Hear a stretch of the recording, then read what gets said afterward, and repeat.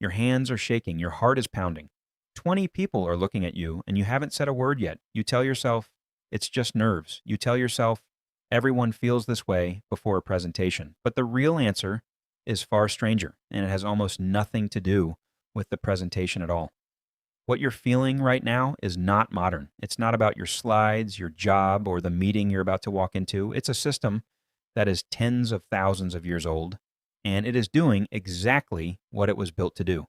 Why does standing in front of a group feel more dangerous than it actually is? For most of human history, you did not live alone.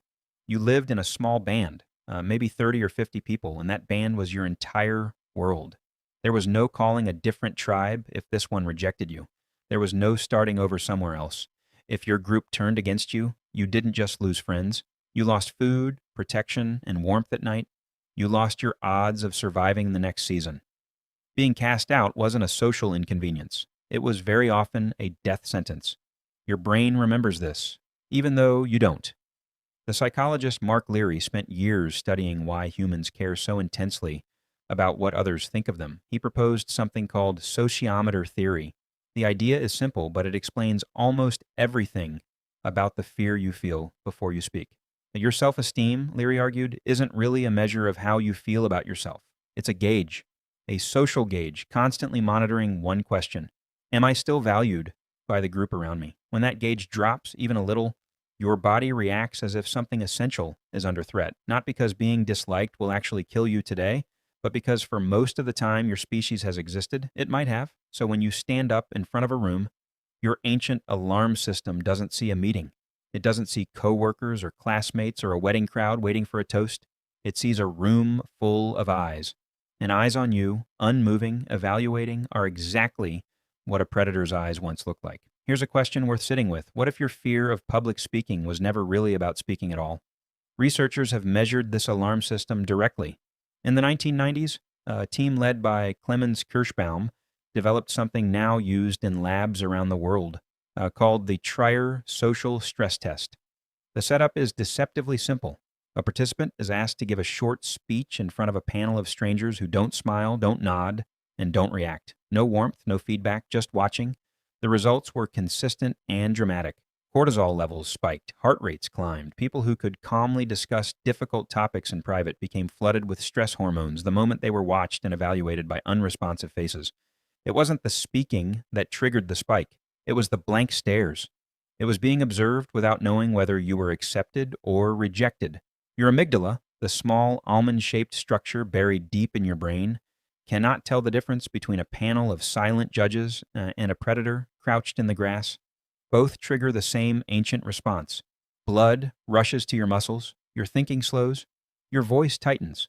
You are, biologically speaking, preparing to run, except you can't run. You're standing at a podium, and the only way out is through the very thing your body is telling you to escape. Isn't it strange that the most advanced version of your species, the one that built cities and written language and video calls, still reacts to a boardroom the same way an ancestor once reacted to a shadow moving in the tall grass? There's a twist here that most people never learn, and it changes how you might see your own anxiety. The fear isn't a malfunction. It isn't your body failing you. It's your body succeeding, using tools that were designed for a completely different world. For nearly all of human history, being watched by a group and needing their approval was directly tied to your survival. The instinct to fear scrutiny kept you cautious. It kept you attuned to the group's mood. It kept you from saying the wrong thing to the wrong person at the wrong time, because the cost of that mistake used to be enormous. Today, the cost of a shaky presentation is almost nothing. Nobody is deciding whether to exile you from the tribe. Nobody is withholding food. And yet the alarm still fires at full volume because the wiring hasn't caught up to the world you actually live in. This is where the modern mirror comes in, and it's closer to your life than you might expect. Think about the last time you hesitated to speak up in a meeting. Think about the last time you rehearsed a text message 5 times before sending it, worried about how it would be read.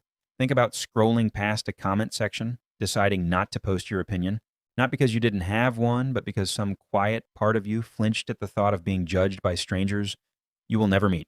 That flinch is the same system. The stakes have changed completely. The alarm has not. Psychologists have found something almost comforting inside this discomfort, that because the fear response is ancient and automatic, it isn't a reflection of how prepared you are, how smart you are, or how capable you are of doing the thing in front of you. It fires whether you're ready or not. It fires whether your speech is brilliant or mediocre. It is not a verdict on you. It is a leftover reflex inherited from ancestors who needed it far more than you do. Knowing this doesn't make the shaking stop instantly, but it changes what the shaking means. You are not weak for feeling this. You are ancient. You are carrying a survival system built for a world with real predators and real exile, and you're asking it to sit quietly through a quarterly update or a best man speech. So the next time you feel your pulse rise before you speak, ask yourself the question your ancestors never had time to ask.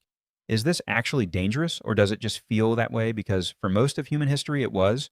You are not standing in front of a predator. You are standing in front of people who, statistically, are far more forgiving than the alarm in your chest is telling you. The eyes on you are not deciding your survival. They never were. Not really. Not anymore. Your hands are still shaking. Your heart is still pounding. But now you know why, and knowing why is the first step to standing there anyway.